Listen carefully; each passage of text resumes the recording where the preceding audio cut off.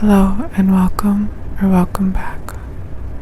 Today's movie is Nitram, an Australian thriller/drama from 2021. It was directed by Justin Kurzel, who's done Snowtown, Assassin's Creed, Macbeth, and several others. It was written by Shaun Grant, who Kurzel had worked with on Snowtown. I'm going to be talking about Australia's deadliest mass shooting, and I'll be talking a bit about the life of the person who carried it out. It would be tactless of me to use the word spoilers because this movie isn't a spectacle for our entertainment.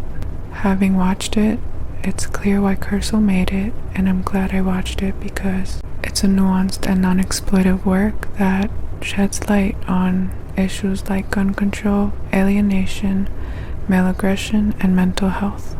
I haven't felt so many conflicting emotions over a movie in a while, so that's why I've decided to make this video. I know a lot of people take issue with films like this because they don't want to memorialize the criminals, and there's validity in that, but I think there's a lot to unpack here, so let's get into it. On the 28th and 29th of April 1996, Martin Bryant killed 35 people and injured 23 at Port Arthur, a tourist destination in Tasmania, Australia. He's currently serving 35 life sentences without the possibility of parole. It's not clear why he did this. There have been conflicting accounts by him and his mother, but his defense psychiatrist explained that he'd been inspired by the Dunblane massacre. To understand more about the tragedy, I think it's important to go back to the past. Martin Bryant was born on May 7th, 1967, to Carleen and Maurice Bryant. At school, he was a disruptive child who was the target of bullying. In interviews, his mother has described him as an annoying, difficult child. The film opens with an actual interview of Martin as a young boy. A TV crew visits the burns unit at a hospital and interviews a few young boys. He'd been injured while playing with firecrackers, but when asked if he'd play with them again, he says he would. The interviewer asks if he's learned his lesson, to which he responds that he has, but will continue to play with them. In this introduction, it's clear that he's stunted in a few ways. He wasn't diagnosed with Asperger's until he was in prison, but he'd seen several psychiatrists throughout his life and was found to be borderline mentally disabled with an IQ of 66. In one assessment, the professional noted that his parents faced a bleak future with him and his condition was projected to deteriorate. Now let's get into the film. Martin's father is much more lenient with him than his mother is. She's very resentful and detached from him, and I assume she was meant to look considerably older than her husband because of stress. Martin can't hold down a job, but he receives a disability pension and makes a little extra cash by mowing lawns. One day, he knocks on the door of a woman named Helen Harvey, asking if she needs his services. Helen is an eccentric heiress with dozens of pets and a dilapidated home.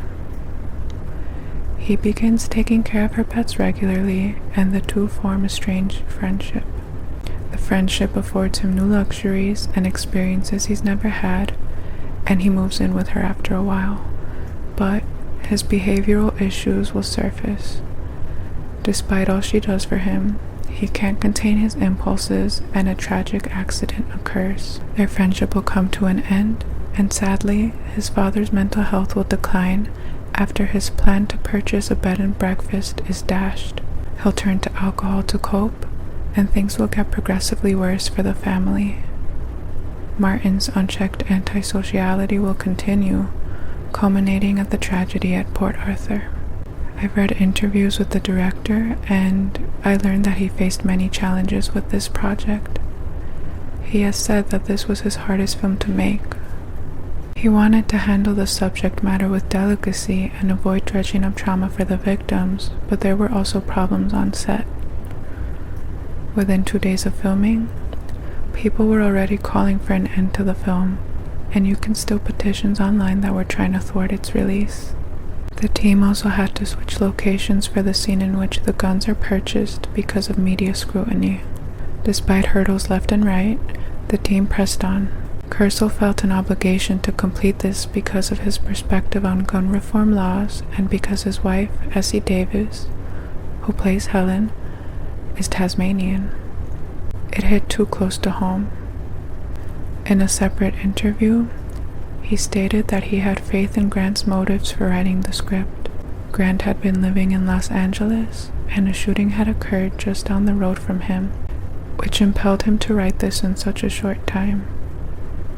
They trusted that they could execute this together properly. When I watched their previous film Snowtown, I felt so sick to my stomach during and after.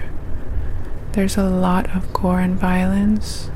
There's violence of a sexual nature, and it's another biographical crime drama.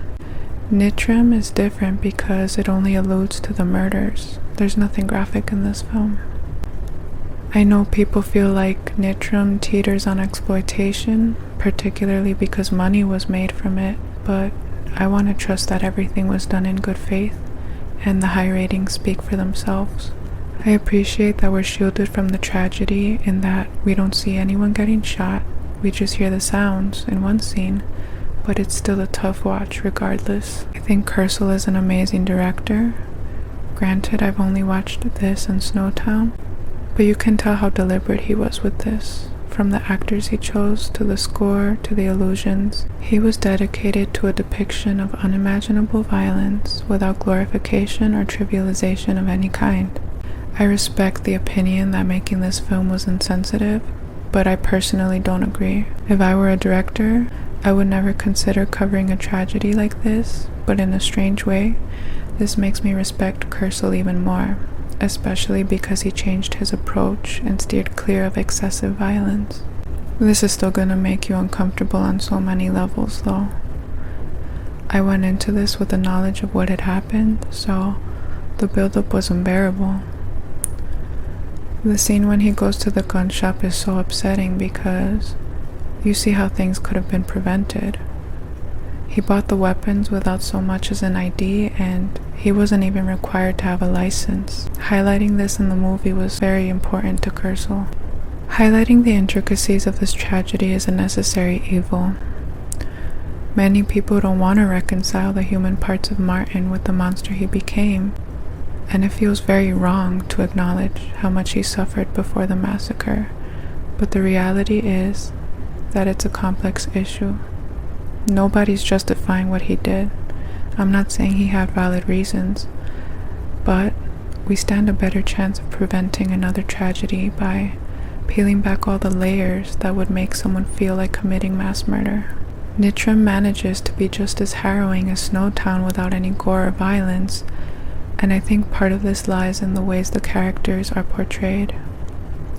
There are pervasive feelings of alienation and smoldering rage in both films, but they're experienced by everyday, unassuming people.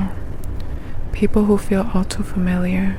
Whether or not you've known people like this, they feel like they could be your neighbors, people you've gone to school with, or those kids you've seen getting bullied on the playground. Both films take place in the suburbs, which are places that are associated with tranquility and safety, so they're all the more jarring. In Nitram, Kurzel sheds light on these issues while maintaining just enough distance. It never feels like he's defending Martin, but rather presenting him as detached and clinically as possible. I think it's very interesting that you never hear his name uttered in the film. He's only ever referred to as Nitram, which is Martin backwards, and this wasn't meant to be the character's name. It's a pejorative that hurts him deeply. I was so impressed with Caleb Landry Jones, oh my goodness. I'd only ever seen him in Get Out, but I'd completely forgotten about that. I was shocked when I learned that he's a native Texan because he nailed the Australian accent, and I'm pretty sure it's one of the hardest accents to fake. There's nothing hammy about his performance, and the slight resemblance to the real Martin sometimes makes you forget that you're watching a movie. His performance exudes such tension, and you never know how to feel because he's so inscrutable. Then you have Anthony LaPaglia, another great actor. There's this very memorable scene where he's crying in his car, and I couldn't help but feel deep sadness for him. It's so fucking intense. After the movie, I watched an interview with Martin Bryant, and she was just as detached as Judy Davis demonstrated. I'm telling you that every actor in this movie is proof that Kurzel put a lot of thought into this project. After Port Arthur, the Australian government seized and destroyed around 1 million guns, and gun laws were overhauled, but unfortunately, the laws that were established as a result have been petitioned to be weakened. Nobody has the right answers when it comes to these issues, but that's what makes this film necessary viewing. We have to use the past as a guide for the future. We've reached the end. I want to thank you for watching. That's it for today. Stay safe. Bye.